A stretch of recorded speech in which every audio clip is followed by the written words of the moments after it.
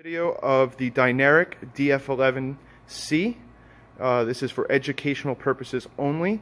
Please follow the instructions in the user manual. All liability falls on the user, and we'll begin. So, in this video I'll show you how to load the machine and how to turn it on, fill the actuator or pool, and the arch. So, to begin, you put the coil strapping on. Right now you're lucky, there's a coil on already. So the way it works is, you'll notice that the strapping comes from underneath. It is coming from underneath here. But to put a new coil on, you grab by both metal plates and lift straight up. That comes out.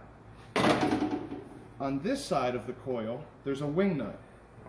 You unscrew the wing nut, put the new coil on, put the plate back on, and then re-screw the wing nut on. The wing nut always goes back into the machine on the right side. When you get a new roll of plastic strapping, it will have a sticker right here that look much like these arrows that are on here already. That's the direction in which that the tail is going to be facing. So, like I said, when you put it on, make sure that the strapping is coming from underneath the roll. So once you put it on, you put the plate on, the wing nut is on, everything's in position, you can put the roll back into the machine. So after that, you have this feed wheel here, this guide wheel, and what you do is you feed the strapping underneath and in between the guide wheel and upwards. Now you'll notice that there's a curve to the plastic strapping. That's very important. So, right now, the coil is very hard to move, and that's because there is a brake engaged. The brake is right here. When you pull down on the brake, it releases the reel and allows it to move freely. That is there to stop it from going wild and just losing control of the coil and the coil just unraveling uncontrollably. So when you do it, just take off a little at a time and you'll be fine. So you pull down on the brake, pull the strapping out about a foot, a little bit more, and now you have that curve. So what you do is, with the curve, you see how it's facing towards the front of the machine. It comes up into the brake. It's going to go travel across the brake and come out on the other side. So we'll feed it through the brake.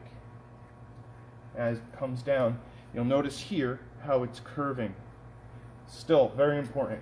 So now you can actually pull on the strapping and put it down about this far, and you're going to feed it to right here. This is where the guide starts to feed it into the actuator. So you have that curve. It's very important that the curve turns and faces you. Faces you or the front of this side of the machine. So you'll load it in, and just come and zoom right here. This lever, I'm going to remove the strapping. This lever must come down. If you are to feed it in, you must drop this lever. So make sure this is in the down position. So now it's coming out of the brake. You make sure that the strapping is curving toward you, and you put it through the feed. And it's going to go up this track here and up against the feed head. So you just push until you feel it stop. And you're going to have to push it for a good amount of strapping through. And as you need it, you just pull down on the brake and feed it through. So once you feel it bounce off the feed head, that'll be the last step. So I'm just giving it more strap. Alright, so I'm bouncing off the feed head. You can actually feel it. You can't go anymore. So if you come over around the camera here, there's a bar right here.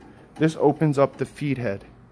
So I'm going to press this down, and I'm going to feed the strap another 1 to 2 inches. About there. Now you can see I have leftover strap. You could just pull down on the brake and unravel it backwards very slowly. So now that it's fed, close the door. Oh, something very important. This lever here needs to go back to its set position. So you press it upwards. You'll notice it's down if you accidentally leave it down because the door will not shut. So you just put that back, close the door, turn the power on after you plug it in. This is your power button. This will blink until the heating element is ready. Once it's a solid green, that means it is up to temperature and it's ready to go. So to fill the pool or actuator and the arch, you press this button and hold it. It's the yellow button. Come right here. So this is reverse, and this is the button that you press to get it set. You press and hold that and you'll hear it.